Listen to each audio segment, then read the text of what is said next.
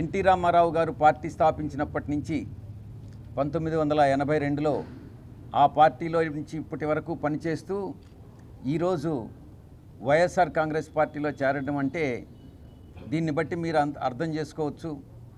YSR Congress party Jaganmohan Reddy గారి జన ప్రభంజనం ఎలా ఉంది, ఎలా సంక్షేమ పథకాల పట్ల కానీ అభివృద్ధి పథకాల పట్ల కానీ ప్రజలందరూ కూడా నాయకులందరూ కూడా ఈరోజు ఆకర్షితులవుతున్నారు అన్నటువంటి విషయం చాలా స్పష్టంగా తెలుస్తూ ఉంది.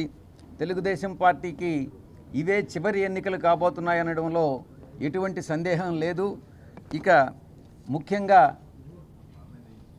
బద్దేపూడి రవి గారి చాలా నిగర్వి, ఆయన అపారమైనటువంటి అనుభవం కలిగినటువంటి వారు, ఆ అడ్వకేట్ కూడా ప్రజా జీవితంలో పనిచేసి అలా అడ్వకేట్గా కూడా న్యాయశాస్త్రాన్ని అభ్యసించి ఆయన ఇంతకాలం తెలుగుదేశంలో పనిచేశారు. ఇక మీదట వైఎస్ఆర్ కాంగ్రెస్ పార్టీకి పనిచేయడం అన్నటువంటిది మా అందరికీ కూడా పార్టీకి చాలా చాలా పార్టీని బలోపేతం చేస్తుంది. ముఖ్యంగా నెల్లూరు రూరల్ నియోజకవర్గంలో, నెల్లూరు జిల్లాలో. కాబట్టి ఆయన అపారమైనటువంటి అనుభవం కమిషన్ సభ్యుడిగా కానీ ఇతరత్ర పొజిషన్స్లో కానీ ఇవన్నీ కూడా చాలా చాలా చాలా మంచి పరిణామం అని నేను భావిస్తూ ఉన్నాను. చంద్రబాబు నాయుడు చేసినటువంటి బ్లండర్ హిమాలయన్ బ్లండర్ అని చెప్పుకోవచ్చు. అంటే అటువంటి తప్పిదం ఇక దేంతో పోల్చలేనటువంటి తప్పిదం. ఆ తప్పిదం ఏంటంటే వాలంటీర్ వ్యవస్థని ప్రజా జీవితంలో ఎవరైతే అవ్వాతాతలు కానీ వయసు పైబడ్డ వాళ్ళు కానీ ఇప్పటి వరకు ఇంటికెళ్ళి వాలంటీర్స్ వాళ్ళ చేతుల్లో పెన్షన్ పెడతా ఉన్నారో, రాబోయేటటువంటి 3 నెలల కాలంలో ఈ యొక్క వృద్ధాప్యం వచ్చి ఇంటి నుంచి బయట రాలేనటువంటి వాళ్ళు, వికలాంగులు, వీళ్ళందరినీ కూడా ఇబ్బందికి గురి చేసినటువంటి వ్యక్తి చంద్రబాబు నాయుడు. ఇది చేసినటువంటి ఈ యొక్క తప్పిదం ఆయన తెలుగుదేశం పార్టీనే తినేస్తుంది అన్నటువంటి దాంట్లో సందేహం లేదు. ఈరోజు ఉన్నటువంటి లక్షల మంది వాలంటీర్ కుటుంబాలన్నీ కూడా మొత్తం ఇంచుమించుగా మేము మొత్తం 2.66 నాకు గుర్తున్నంతవరకు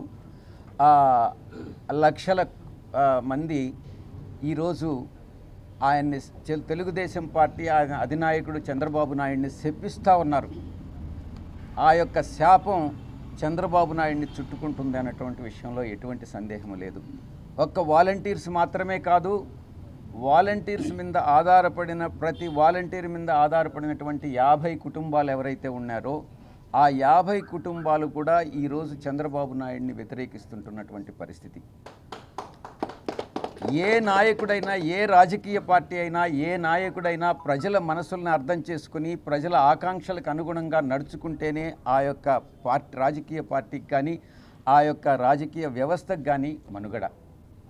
దానికి భిన్నంగా తన స్వార్థ ప్రయోజనాల కోసం ఈరోజు చంద్రబాబు నాయుడు తన పార్టీని తనను అందరినీ కూడా తాకట్టు పెట్టుకొని ఈరోజు చాలా పెద్ద తప్పిదం అన్నటువంటిది చేయడం జరిగింది. కాబట్టి అందరూ కూడా మొత్తం ఈరోజు చంద్రబాబు నాయుడికి సరి అయిన బుద్ధి చెప్తారని నేను భావిస్తూ ఉన్నా. ఈరోజు బద్దేపూడి రవి గారు వైఎస్ఆర్ కాంగ్రెస్ పార్టీలో చేరడం, ఆయన మా కుటుంబ సభ్యులుగా ఆయన్ని పరిగణించడం జరుగుతుంది. ఆ కుటుంబ సభ్యులుగా అన్నగారు చెప్పినట్టుగా, ఆదాల ప్రభాకర్ రెడ్డి అన్నగారు చెప్పినట్టుగా ఆయనకి పార్టీలో సముచిత స్థానం, మేము అధికారంలోకి వచ్చిన తర్వాత ప్రభుత్వంలో కూడా సముచితమైనటువంటి స్థానం కల్పిస్తామని ఈ సందర్భంగా మీ అందరికీ కూడా తెలియజేసుకుంటూ సెలవు తీసుకుంటాం.